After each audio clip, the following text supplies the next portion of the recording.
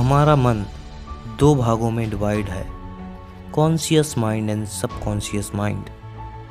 तो आइए हम जानते हैं power of subconscious mind and conscious mind. दोस्तों, कॉन्शियस माइंड पूरे दिमाग का केवल 10% ही होता है, जिसमें इच्छा शक्ति, याददाश्त, तर्क शक्ति, गंभीर सोच आती है।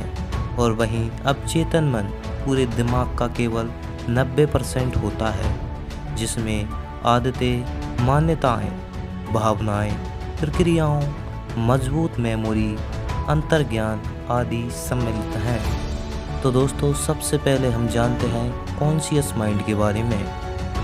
कॉन्शियस माइंड एक्टिव माइंड होता है। हमसे जो भी बात कही जाती है या हमें बताई जाती है, तो हमारा जो भी रिएक्शन होता है वो हमारे कॉन्शियस माइंड के कारण ही होता है। जब कोई काम पहली बार करते हैं तो उस काम को पूरे ध्यान से करते हैं। जैसे आप अगर कार चलाना जानते हैं तो जब आप पहली बार ड्राइविंग सीख रहे होते हैं तो आप काफ़ी डरे हुए होते हैं। कब गियर बदलना है, कब क्लच दबाना है और कब ब्रेक लगाना है, हमारा पूरा फोकस कार चलाने के मूवमेंट पर होता है। यानी जो हम देख रहे हैं, महसूस कर रहे हैं, ये सब कॉन्शियस माइंड के उदाहरण हैं। जबकि कॉन्शियस माइंड को समझने के लिए हम कार चलाने के एग्जाम्पल को ही आगे बढ़ाते हैं। जब हम कार चलाना अच्छी तरह से सीख चुके होते हैं तो कार चलाते समय हर मूवमेंट पर ध्यान नहीं होता।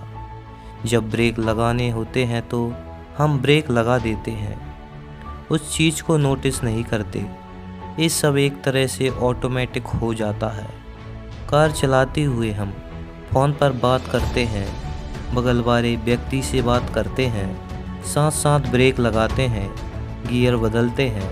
ये सब स्वतः ही हमारे द्वारा किया जाता है, क्योंकि ये हमारी हैबिट बन चुकी है और हैबिट हमारे सबकॉन्शियस माइंड के कारण ही होती है। जैसे खाना खाने की आदत, अगर हम अंधेरे में भी कुछ खाएं तो वो हमारे मुंह में ही जाएगा, नाक में नहीं। सबकॉन्शियस माइंड जब किसी चीज़ को मान लेता है, जैसे सबकॉन्शियस माइंड ने मान लिया कि आपने कार चलाना सीख लिया है तो आप बिना डरे कार चलाते हैं। जब हमारा सबकॉन्शियस माइंड किसी चीज़ को मान लेता है तो वो उस बात को रियलिटी में डाल देता है।